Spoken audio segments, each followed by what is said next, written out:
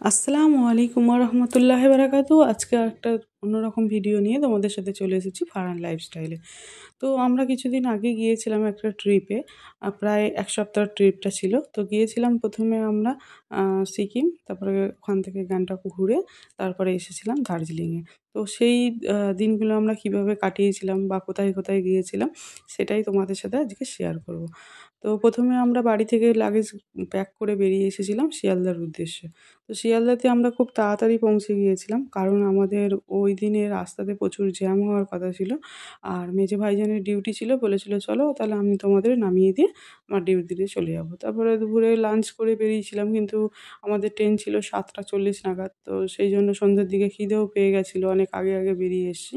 তো একটু খাবার খেয়ে মানে টিফিন মতন করে আর ওয়েট করছিলাম। আমাদের মানে আরও সব যাওয়ার ছিল যারা, তাদের জন্য আমরা ওয়েট করছিলাম। তো ও তো খুব অস্থির হয়ে যাচ্ছিল, কারণ অনেকটা সময় ওকে গিয়ে থাকতে হচ্ছিল, ওয়েট করতে হচ্ছিল, বিরক্ত হয়ে যাচ্ছে।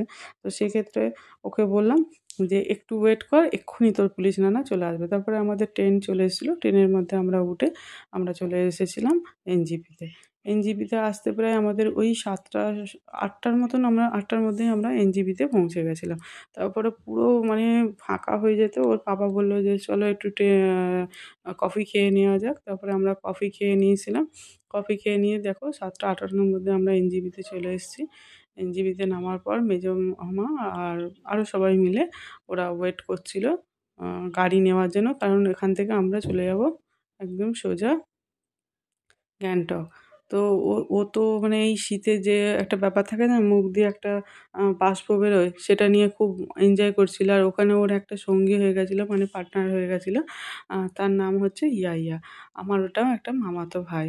ওর সাথে তো ওকে তো মানে কি বলবো, দুজনের সেম এজ আর সেম টু সেম মনে হয় কাছাকাছি দেখতেও লাগছিল। আর খুব মানে ওদের আনন্দ হচ্ছিল। দেখতেই পাচ্ছ দুজন দুজনকে পেয়ে। রাতে তো একটু মানে ক্লান্ত হয়ে গেছিলো ট্রেনের মধ্যে, সেই জন্য খুব একটা অন্যায় বা দুষ্টুমি করেনি। কিন্তু এই যে বেরিয়ে ওদের ফুল এনার্জি পেয়ে গেছে, ফুল এনার্জি পেয়ে যেতে দুজনের দুষ্টুমি তারপরে শেষ হয়নি। তারপরে আমরা গাড়ি নিয়ে বেরিয়ে গিয়েছিলাম একদম। ১ম এই যাবো আমরা সিকিম অর্থাৎ গ্যাংটকে। তো রাস্তাগুলো দেখছিলাম এত সুন্দর লাগছিল। যারা, যারা গেছো তারা জানো নিশ্চয়ই যে ওইখানকার আবহাওয়া বা রাস্তাঘাট বা পরিবেশ যাই বলো না কেন, পুরো কলকাতা থেকে পুরো আলাদা। মানে সত্যি গেলে মনটা পুরো অন্যরকম হয়ে যায়। তো আমাদের জার্নি প্রায় আমরা প্রায় ওই ১০টা ১১টা নাগাদ আমরা গাড়িতে উঠেছিলাম। কিন্তু আমাদের পৌঁছাতে, পৌঁছাতে প্রায় ৩টে ৩:৩০ বেজে গেছিলো। অনেকটাই রাস্তা, বেশ যেতে অনেকটাই সময় লাগছিলো। আর রাস্তাগুলো এতটা খাড়াই কি বলবো। আর রাস্তার ধারে, ধারে তো প্রচুর হনুমান দেখতে পাচ্ছিলাম। তো ফারহানকে বলছিলাম, "দেখ তোর জন্য অপেক্ষা করছে তোর বন্ধুরা।" ও তো খুব রেগে যাচ্ছিল। তো ও ফারহান আর ইয়াইয়া মানে আমাদের পুরো ট্রিপে ওরা একটা গাড়িতেই ছিল। কেউ কাউকে ছাড়তে চাইছিল না। ওদের এত মজা হচ্ছিল দুজনার, কি বলবো। ওদেরকে দেখে আমরাও যেন খুব খুশি হয়েছিলাম। ওরাও মানে ওদের ফ্যামিলিরাও ৩ জন ছিল, আমাদের ফ্যামিলিরাও ৩ জন ছিল। আর আমাদের সঙ্গী ছিল জারহিন। আর আমাদের দেখে একটু, একটু ইচ্ছা করছিল আফিফের আমাদের সাথে আসার, মানে আমার মামাতো ভাই। আ কিন্তু সে সম্ভব হয়নি, কারণ ওর একটু বমির প্রবলেম ছিল। এবারে ও মা ছাড়াও চলতে পারবে না। সেই জন্য ওকে আমাদের গাড়িতে আর নেওয়া হয়নি। আর আমাদের এই ট্রিপে ফুল এনজয় দেওয়ার জন্য আমাদের একটা কাকা ছিল। সেই কাকাকে কি বলবো, মানে একদম A1 যাকে বলতে হয়। পুরো ট্রিপটা, হোল ট্রিপটা এনজয় দেওয়ার জন্য উনি একাই মানে ১০০। তো সে হাসানো থেকে আনন্দ করানো থেকে সবকিছু থেকে উনি একদম ফার্স্ট।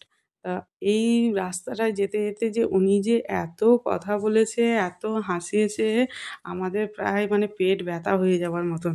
তারপরে অনেকটা রাস্তা যাওয়ার পর আমরা আ অর্ধেক মানে কিছুটা গিয়ে আমরা একটা জায়গায় হোল্ড করেছিলাম হোটেলে। সেখানে খিদে পেয়েছিল আমাদের। তো সেখানে আমরা একটু মোমো-টোমো খেয়ে, কফি-টফি খেয়ে আবার গাড়িতে বসে বেরিয়ে গেছিলাম। একদম অনেকটা রাস্তা, সেইজন্য রাস্তায় গাড়ি বলল যে, "তোমরা কিছুটা দাঁড়িয়ে যাও। এখানে তোমরা টিফিনটা করে নাও। তারপরে তোমরা ফের বেরোবে।" বলে ওখানে ছেলেরা ওয়াশরুমে গেছিল। যে যার কাজকর্ম সব সেরে নিয়েছিল। তারপরে আমরা ফের রওনা দিয়েছিলাম একদম গ্যাংটকের উদ্দেশ্যে।